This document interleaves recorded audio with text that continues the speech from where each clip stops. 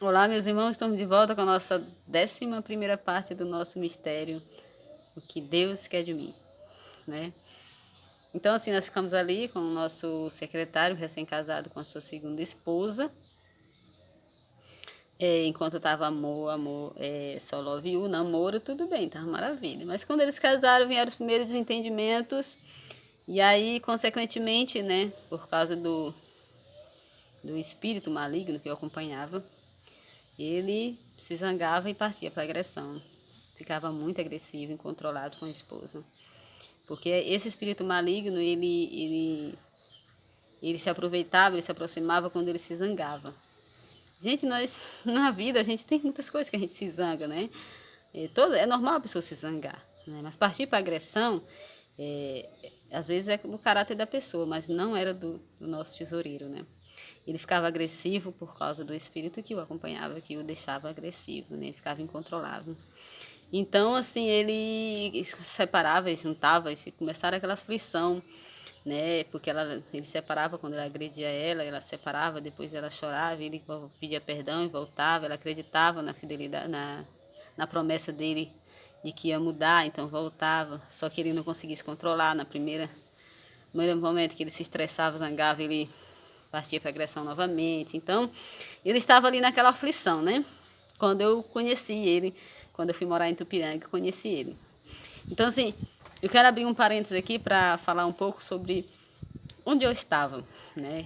O que estava acontecendo comigo enquanto ele casou com a primeira esposa, sofreu o atentado aí, né? Contra a felicidade dele, né? Um atentado feito através de magia negra, né? Por essas duas amigas que ele nunca imaginou que fosse fazer uma coisa dessa. Então, assim, nesse período eu estava na roça, era uma jovem, virgem, né? Buscava sempre oração.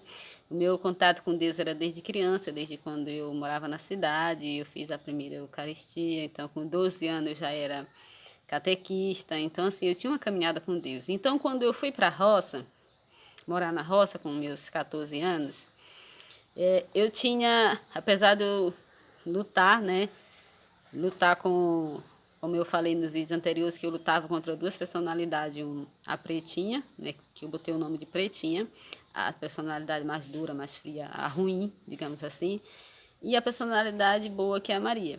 Então, quando eu estava na roça, nos primeiros anos ali, quando eu morava lá, aquele ambiente de paz, de tranquilidade, que nesse tempo não tinha energia elétrica que nem tem hoje, né? Que hoje em dia está na roça, está na cidade, a mesma coisa está na roça, né? Por causa da energia, da internet, do Wi-Fi. A diferença é só um pouco o movimento na estrada, eu acho, porque o resto é tudo igual. Mas enfim, nesse tempo não tinha internet. Então, eu tinha mais a possibilidade, a probabilidade de ter mais tempo, mais concentração para orar, para buscar a Deus. Todos os dias, tardezinho, eu ia para dentro de uma plantação de macaxeira que nós tínhamos próximo de casa. E eu ficava horas orando, né? Conversando com Deus, naquela paz, naquela tranquilidade. Então, eu também não tinha namorado ainda, né? Não tinha, era virgem e não tinha namorado. E essa aproximação de Deus, né? Que a gente vai aumentando a graça, vai alcançando a graça.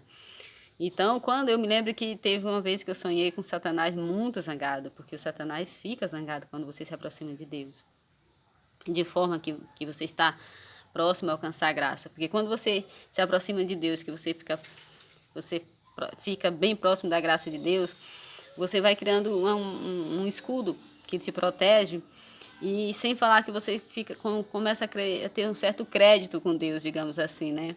E que você pode interceder por outras pessoas, né? E é tudo que Satanás, né, tem raiva, e ele não quer jamais que, além de você estar protegido, você pode interceder por outros. Isso é que ele tem raiva, ele não quer. Porque você está na graça, você pode pedir, interceder pela convenção, pelo perdão do pecado, pela salvação de qualquer pessoa. E ele fica com ódio de pessoas assim. Então, meu irmão, fica a dica aí, né? Se você está orando, está cansado de orar, jejuar e não está dando certo, é porque você tá fazendo por um lado e desfazendo pelo outro. Por quê? Não adianta você orar, rezar, botar o joelho no chão e jejuar, se você não se afastar do pecado, não se afastar do mau julgamento da vida alheia, de falar da vida alheia, de assistir porcaria, né? De desejar o mal para as pessoas, ou de se irar contra os outros em qualquer erro, em qualquer momento. Então, assim, são muitos, muitos momentos de pecado, né?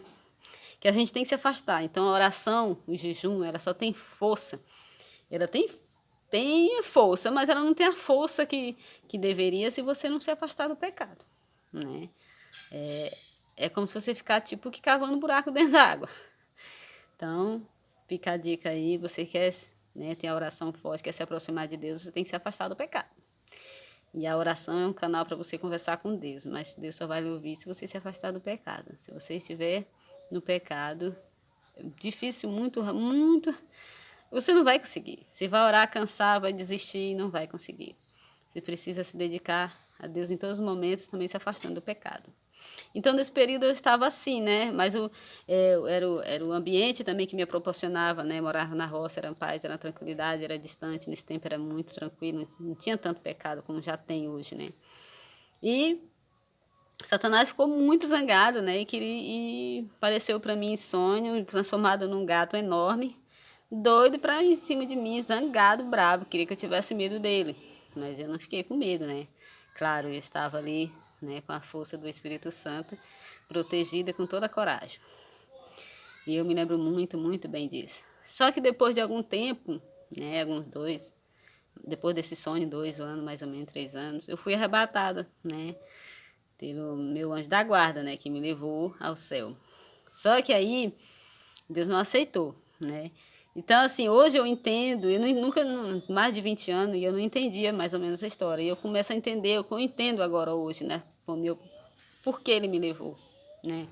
E o anjo da guarda, de certa forma, Deus permitiu que ele visse que dali a 2, 3 anos eu estaria na cidade e já ia me afastar de Deus, né?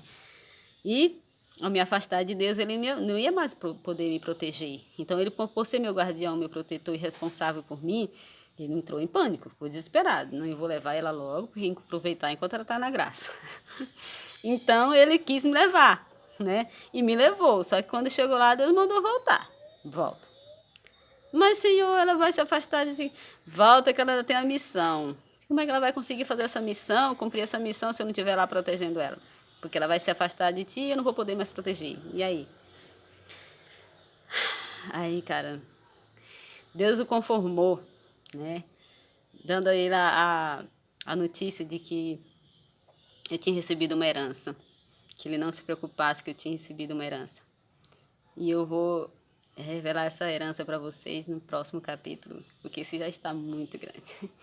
Então, um forte abraço e até amanhã, se Deus quiser.